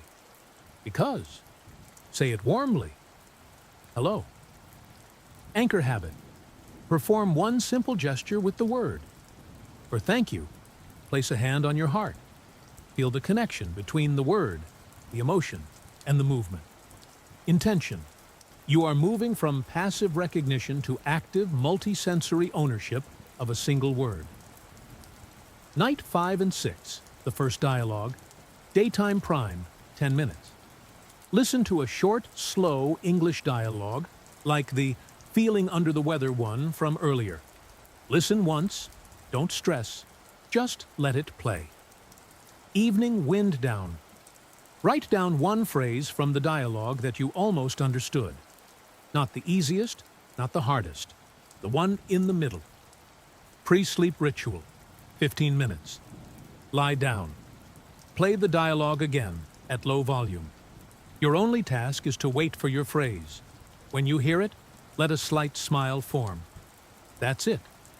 Anchor habit. After the dialogue ends, in the silence, whisper your chosen phrase once into your pillow. Intention. You are training focused, calm recognition within a stream of speech. You are finding a personal point of connection. Night 7. The first full cycle. Daytime prime, 15 minutes. Have a mini English moment. Watch a 2-minute clip from a favorite show / movie in English with subtitles. Or read a short news headline in English and its translation. Evening wind down. Curate your seed. Decide on one single element from your daytime prime to be your night seed. A word, a phrase, a single sentence. Pre-sleep ritual, 20 minutes. This is your first integrated practice. Physical. Say your seed aloud with slow, exaggerated mouth movements. Feel it. Visual. Close your eyes and picture a context for it. If it's, I don't know, picture someone shrugging kindly. Auditory, play a calming, wordless sound. Rain, soft music. Mentally repeat your seed in rhythm with the sounds. Surrender. Set a sleep timer for 30 minutes. Let the calm sound continue. Let go of everything. Anchor. Habit. As you feel sleep near, mentally place your seed word on your pillow next to you. A physical location for an abstract idea. Intention. You have completed the cycle. You gathered, curated, integrated multisensorily, and entrusted it to the night. You are now an active participant in the process. Beyond the first week, the expansive practice. After this initiation, you have permission to expand, guided by curiosity, not obligation. The Seed Vault. Start a simple note, phone or notebook, where you log your daily night seeds. Over time, this becomes a personalized, high-frequency vocabulary list, charged with the positive memory of your restful practice. Thematic weeks. Dedicate a week to kitchen words, another to work email phrases, another to feelings. Your daytime primes and night seeds revolve around that theme, creating deep, connected networks. The Sleep Mentor, audio. Gradually, you will find voices, podcasts, or specific audio tracks that perfectly match the calm, clear, slow criteria.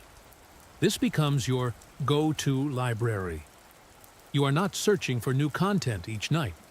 You are returning to familiar, effective tools. The quarterly review. Every 3 months, revisit your Seed Vault. You will be stunned at the volume of language you have calmly, steadily, and deeply integrated. This is your tangible proof of progress, far more reliable than any test score. Remember, the goal of this blueprint is not to fill your nights with labor. It is to empty your days of anxiety. By creating a trusted, effective system for nocturnal processing, you free your waking hours to simply engage with English, to watch, listen, read, and eventually speak, without the crushing pressure to remember everything immediately. The remembering has been delegated to a more powerful, patient partner. You are building a life where English isn't a subject, but an environment. And you are designing that environment to be as nourishing to your mind as sleep is to your body.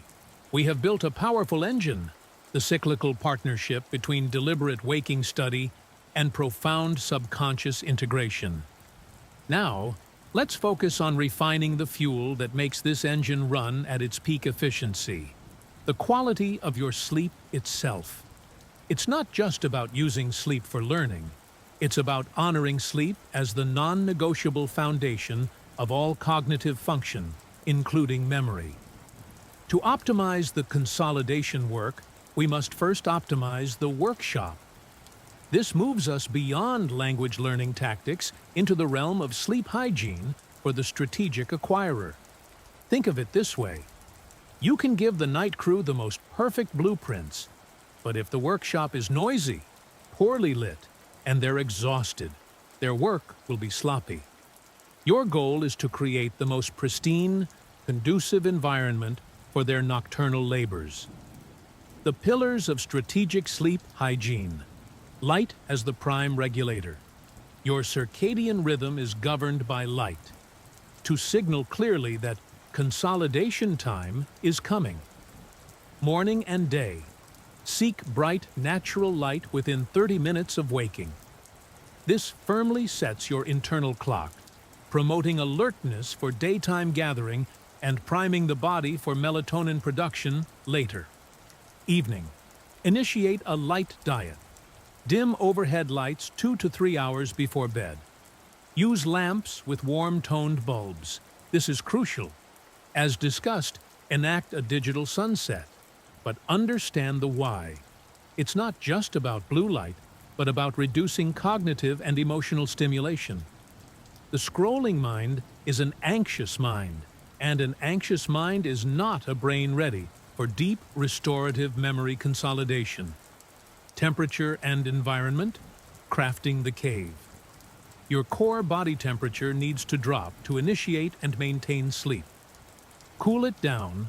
A bedroom temperature of around 65 degrees Fahrenheit, 18 degrees Celsius, is ideal for most. A cool room aids the body's natural thermoregulation process. Consider this part of your ritual. Turning down the thermostat is a physical act that cues the brain for sleep. The sanctity of the bed. Reinforce the association that bed equals sleep and integration. Avoid working, studying, active, stressful study, or watching thrilling shows in bed. When you lie down, it should trigger a physiological sigh of relief. This strengthens the mind-body connection that it's time for rest and processing. The rhythm of routine, beyond the audio. Your pre-sleep ritual is about more than English. It's about guiding your entire nervous system into the parasympathetic, rest and digest state. The 60-minute wind-down protocol. This is your runway. It might include 5 minutes of gentle tidying. Order in your environment signals order to the mind. 10 minutes of light reading. Fiction, not work. 5 minutes of gratitude reflection or gentle planning for the next day to download worries. And then your final 10 to 20 minutes of curated English listening. The sequence moves from mildly active to deeply passive. Addressing the great saboteur, the anxious, racing mind. For many, the barrier isn't the method, it's the quiet. The moment the head hits the pillow, the mind erupts with the day's unresolved threads. This state is the antithesis of the receptive, calm neural state optimal for sleep learning integration. Here is your counter-strategy. The worry download. As part of your early evening wind-down, take 5 minutes with a notebook. Write down every thought, task, or anxiety circling your mind. Don't solve them. Just externalize them. Close the notebook. You have literally moved them from your head to a page. Your brain can now relax, trusting they are stored elsewhere. The anchor breath for sleep. When in bed, if thoughts intrude, do not fight them. Switch your focus from the content of your thoughts to the physical sensation of breathing. Feel the cool air entering your nostrils, the slight rise of your chest or belly, the warmer air leaving. Your mind will wander. Without frustration, gently return it to the breath. This isn't meditation for enlightenment. It's a practical tool to lower cognitive arousal and heart rate, directly paving the neural way for sleep. You can pair this with your low-volume English audio. The breath is the anchor. The words are the gentle current passing by. Leveraging sleep stages, a nuanced understanding. While we simplify into sleep, understanding the stages helps you trust the process. Light sleep, stages 1 and 2. This is where you drift off. Your pre-sleep audio acts here as a final, gentle suggestion. The brain is still somewhat responsive to external sound, but in a loose, associative way. This is the planting moment. Deep sleep, slow wave sleep. This is the king of physical restoration and declarative memory consolidation, facts, vocabulary, events. The brain's glymphatic system flushes toxins, and the hippocampus transfers memories to the neocortex. Protecting this stage is paramount. This is why a calm, cool, uninterrupted sleep environment is non-negotiable. Your night seeds are being archived here. REM sleep, the realm of dreams, emotional processing, and procedural memory consolidation. Skills like pronunciation, muscle memory. This is where the network engineers weave connections and strip away negative emotional charge from learning experiences. Fragmented sleep from alcohol, caffeine, or noise severely disrupts REM, hindering this type of integration. Your non-negotiables for the workshop. Protect deep sleep. Be militant about consistency. A regular wake-up time is even more important than a regular bedtime for anchoring your circadian rhythm. Caffeine and alcohol as foes of consolidation. Caffeine has a half-life of 5 to 6 hours. It can fragment sleep architecture even if you fall asleep. Alcohol may induce sleepiness, but it dramatically reduces REM sleep, robbing you of that crucial integrative stage. See them as direct interference to the night crew's most delicate work. View sleep as active learning time. Shift your mindset. When you prioritize 7 to 9 hours of sleep, you are not being lazy. You are enrolling in the most advanced neural integration lab on Earth. You are signing up for a critical active phase of your acquisition cycle. By becoming a steward of your sleep, you cease to be a passive hope of the sleep learning myth. You become the architect of your own neurobiology. You create the conditions under which the science we've discussed doesn't just happen, but thrives. You are not just putting audio under your pillow.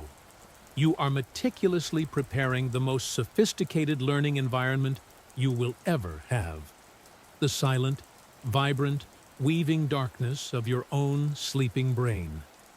The music deepens, becoming even more resonant and layered, mirroring the complexity and richness of the sleep state itself. We have journeyed far, constructing an entire architecture for learning. Now, let's deconstruct one final pervasive myth that keeps learners trapped in struggle. The myth of thinking in English. This phrase is often presented as a distant, elite milestone. We treat it as a goal to be achieved through sheer force of will.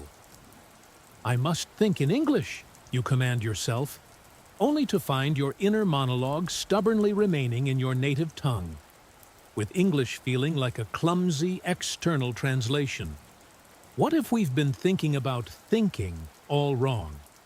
What if the goal isn't to force your conscious thoughts into English, but to allow English to become the material from which your subconscious thoughts are woven? This is not an act of will. It is an act of cultivation, and your sleep is the most fertile ground for this cultivation. The mistake. The Conscious Translation Bureau. When you try to think in English consciously, you are essentially setting up a tiny, inefficient translation bureau in your prefrontal cortex. Every idea is generated in your native language, then sent to this bureau for laborious translation. It's slow, exhausting, and creates a feeling of artificiality. This is because you are attempting to use the executive, problem-solving part of your brain for a task that should be automatic.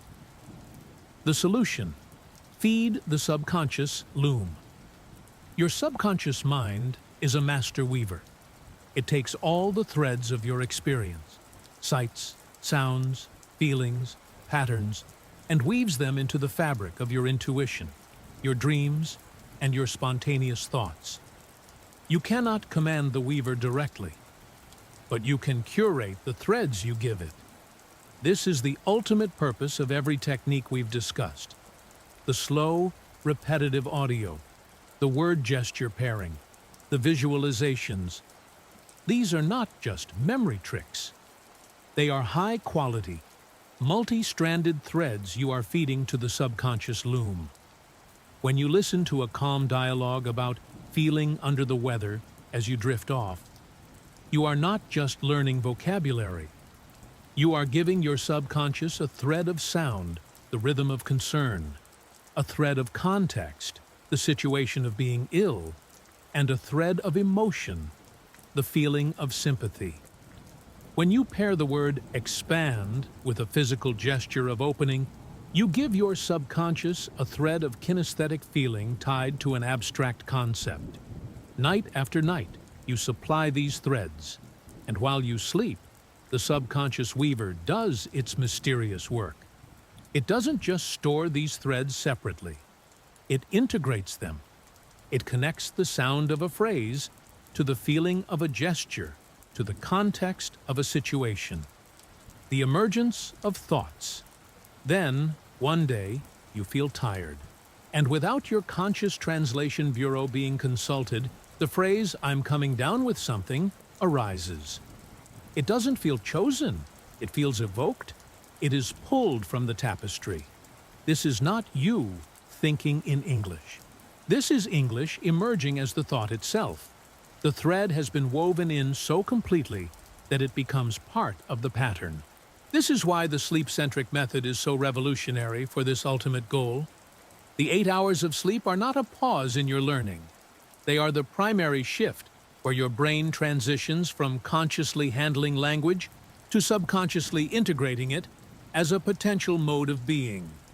Your new directive: stop thinking, start thread gathering. Release the exhausting directive to think in English. Replace it with a curious, playful directive. What thread can I gather today? When you hear a satisfying English phrase in a movie, don't just note it, savor it. Repeat it once, slowly, feeling its shape. That's a thread. When you learn a new word like resilient, pause. Imagine a tree bending in a storm, but not breaking. That image is a thread. In your pre-sleep ritual, you are not studying. You are presenting a curated collection of the day's most beautiful, useful threads to the master weaver. Your trust shifts. You stop trusting your conscious willpower to manufacture fluency. You start trusting the generative, creative power of your own subconscious, which you nourish with rich input and protect with deep rest. The final secret is this: you do not find fluency.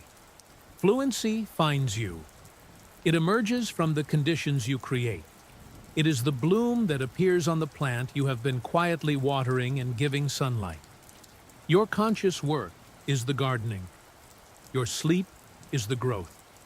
And the thought that arises effortlessly in perfect English? That is the flower. So tend your garden with patience.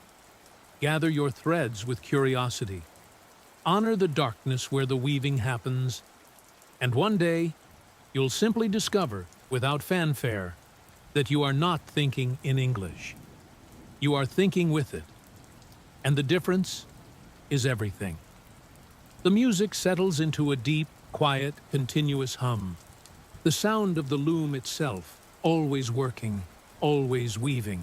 Let's explore a dimension of language that often feels elusive, even mysterious: grammatical intuition. That innate sense of what sounds right. It's the feeling that tells you, I have been waiting, feels correct, while I am waiting for 2 hours feels awkward, even if you can't immediately cite the perfect grammar rule. This isn't magic. This is pattern recognition happening at a deep, subconscious level.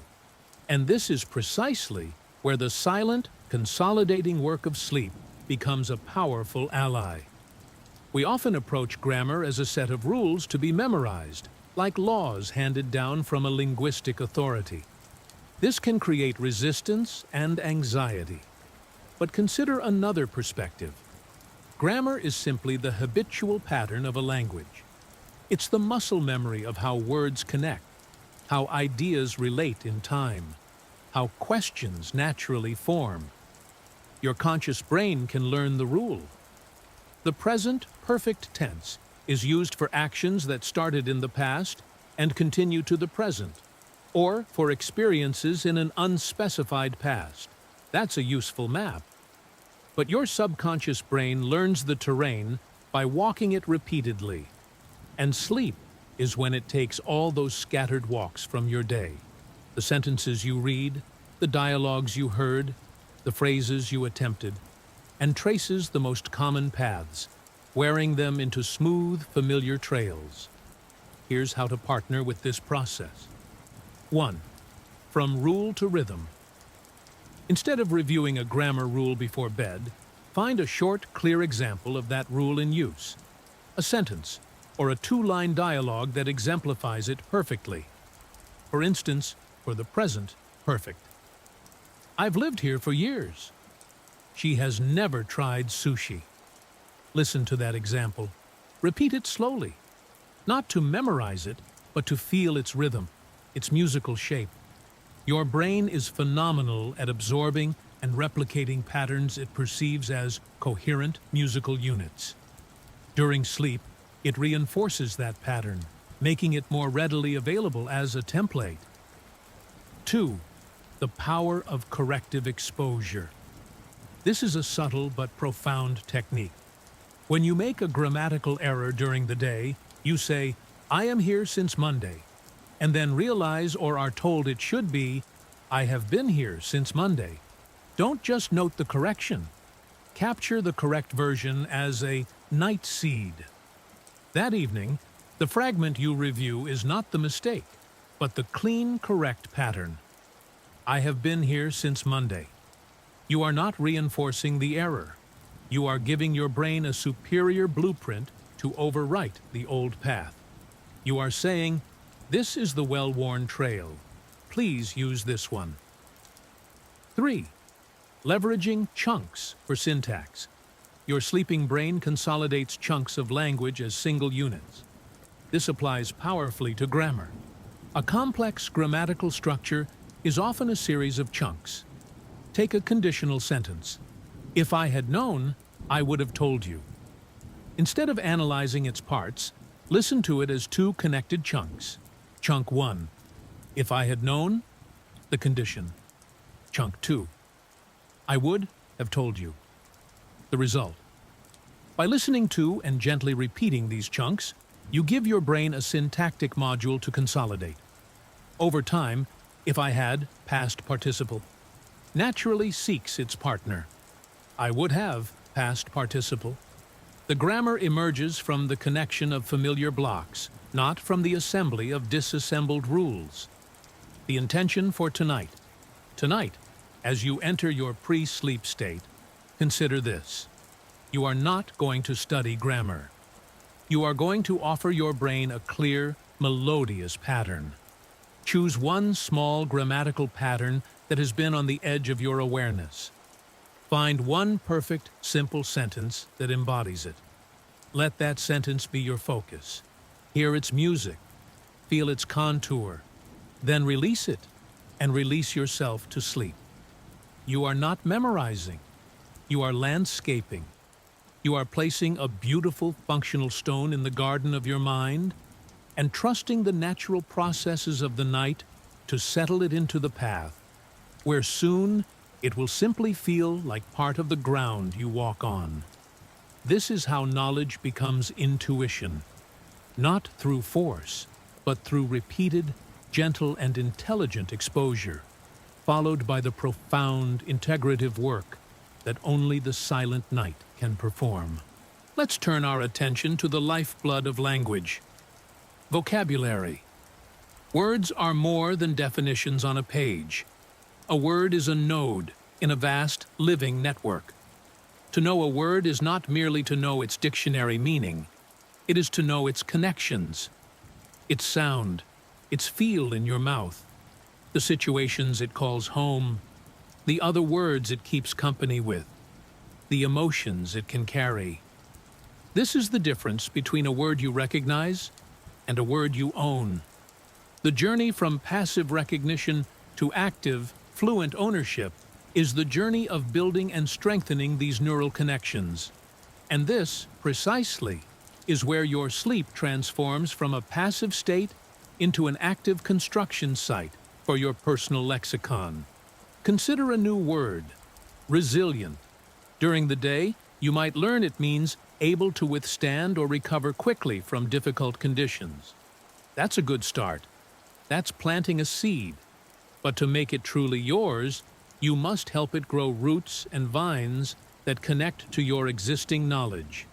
This is what your waking mind can begin and what your sleeping mind magnificently completes. Here's the method. Building the network before bed. Your pre-sleep ritual for vocabulary is not about adding new seeds to the collection. It's about watering the ones you planted today by connecting them to your existing mental garden. Take your word. Let's use resilient. The sensory connection. As you lie in the dark, don't just recall the definition. Visualize resilience. See a tree bending powerfully in a strong wind but not breaking. See a person getting back up after a fall. Your brain stores sensory memories with incredible potency. By linking the abstract word to a concrete image, you give it a home in your mind's eye. The personal connection. Ask a gentle, non-stressful question. When have I been resilient? Or, who do I know who is resilient? Briefly recall that memory. You are now tying the word to your autobiography, to your emotional history. This creates a powerful memory hook that is unique to you. The collocational connection. Word friends. Think of words that often live near your target word. For resilient, its friends might be tough, strong, adaptable, perseverance, overcome. Silently, slowly, say this cluster. Resilient, tough, strong spirit, overcome challenges. You are not memorizing a list. You are gently activating the neural neighborhood where this word resides, so your brain can map its location more accurately during consolidation. The antonymic connection, the opposite. Gently identify its opposite. For resilient, perhaps fragile, brittle, or easily defeated. This isn't to dwell on the negative, but to define the word's boundaries. A shape is defined by the space around it as much as by its own lines. By understanding what it is not, your brain sharpens its understanding of what it is. You spend just a few minutes on this quiet, connective review. You are not forcing. You are gently suggesting pathways. Here is the new word. Here is an image for it. Here is a memory. Here are its friends. Here is its opposite. Then you sleep. During sleep, particularly during the rich neural symphony of slow wave and REM sleep, your brain doesn't just store the word resilient in a dusty file, it integrates it. It takes your suggested connections and tests them, strengthens the useful ones, and weaves the word into your existing semantic networks. It links the sound resilient to the image of the bending tree, to the feeling of personal strength, to the cluster of related words. The result upon waking is rarely a sudden exclamation of the word. The result is availability. Days later, when you encounter a challenging situation, the word resilient may surface naturally in your thoughts or in your speech, because it is no longer an isolated term. It is a well-integrated part of your conceptual and linguistic landscape. It has become a tool, not a trophy. This is the profound difference between cramming and cultivating. Cramming scatters seeds on hard ground. Cultivating prepares the soil, plants with intention, and allows the natural, invisible processes of the night to do the deep work of rooting and growth. So tonight, don't review a list. Choose one word. And for 2 minutes before sleep, don't study it. Introduce it around. Show it the sights of your mind. Connect it. Then trust that the most sophisticated networking event imaginable will take place within you as you rest, making that word a true citizen of your inner world. And so we arrive at the true beginning. For years, perhaps, you have approached English as a fortress to be stormed. You gathered weapons of vocabulary, built ladders of grammar, and launched assaults of concentrated study against its walls. It was a battle of willpower against confusion, effort against exhaustion. What we have done here, together, is step back. We have seen that this fortress is not a thing to be conquered, but a landscape to be inhabited. A living, breathing ecosystem of sound, meaning, and connection. And you are not a soldier. You are a gardener, a cultivator, a curator of your own inner world. The ultimate revelation is this: fluency is not a destination you reach. It is a relationship you cultivate. It is the quality of the relationship between your conscious curiosity and your subconscious genius, between your daily efforts and your nocturnal processing, between your courage to try and your compassion to accept the learning curve. Your new tools are not weapons, they are gardening implements, the trowel of daily, intentional priming. choosing what to notice. The watering can of gentle, repetitive exposure, nourishing seeds without drowning them. The rich soil of multi-sensory integration, planting words deep with sound, image, and feeling. And the essential, faithful cycle of sun and dark, the active engagement of day, followed by the silent, transformative work of night. This is the cycle of acquisition, not a frantic race, but a rhythmic dance. You lead with attention, then you follow with trust.